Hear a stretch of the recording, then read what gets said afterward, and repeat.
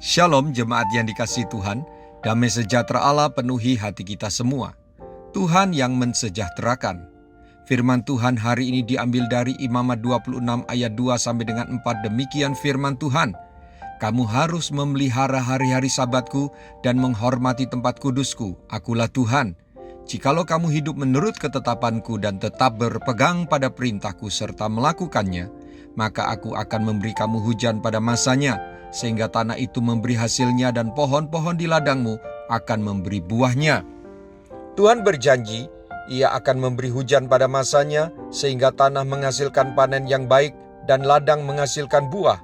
Artinya, Tuhan memberkati perekonomian, yaitu memberi sejahtera secara materi kepada umat yang hidup menurut ketetapan dan perintah Tuhan.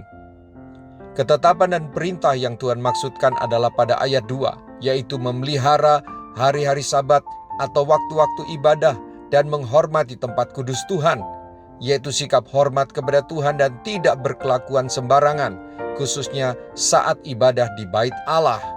Perhatikan juga ayat 1, yaitu menjauhkan diri dari penyembahan berhala, artinya jangan menduakan Tuhan, jangan ada Tuhan lain di hati kita. Bapak, Ibu, Saudara-saudari, seharusnya kita semakin bahagia dan sukacita, serta semangat beribadah, karena hari-hari belakangan ini kita mendapatkan renungan firman Tuhan melalui suara gembala yang menyingkapkan pemahaman dalam perspektif lain tentang ibadah, tentang setia beribadah dan janji kebaikan Tuhan kepada umat yang setia beribadah kepadanya.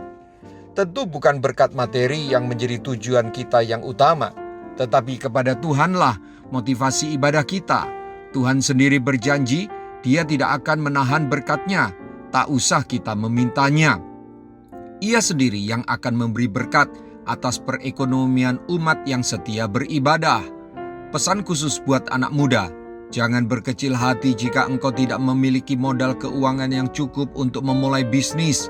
Jangan berkecil hati kalau prestasi sekolahmu biasa-biasa saja. Jangan berkecil hati kalau engkau berasal dari keluarga miskin atau tidak mampu, sebab semua itu bukan halangan Tuhan membuatmu sukses dan memberkatimu. Justru ketika engkau merasa mampu, itu justru menjadi penghalang Tuhan memberkatimu, sebab hatimu tidak mengandalkan Tuhan. Orang yang mengandalkan Tuhan pasti di hatinya Tuhanlah yang nomor satu. Ibadahnya pasti karena mengasihi Tuhan, pasti dia setia beribadah kepada Tuhan. Mari kejarlah hati Tuhan, kejarlah perkenanan Tuhan kepada ibadah kita. Mari kita berdoa. Sungguh Tuhan, saya bersyukur.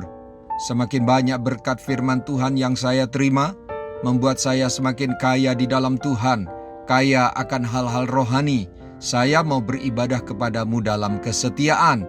Saya bersyukur karena Engkaulah yang berinisiatif memberkati perekonomian saya. Jika saya menomorsatukan Engkau, tidak ada berhala di hati saya, dan selalu menyatakan kesetiaan saya kepadamu dalam ibadah yang sungguh-sungguh. Terima kasih juga buat pesan Tuhan untuk anak-anak muda saya, agar anak-anakku mengandalkan Engkau dan setia beribadah, tidak mengandalkan diri sendiri, tapi melekat padamu.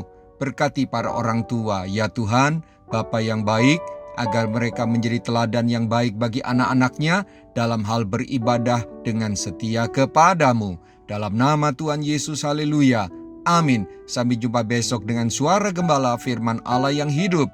Tuhan Yesus memberkati.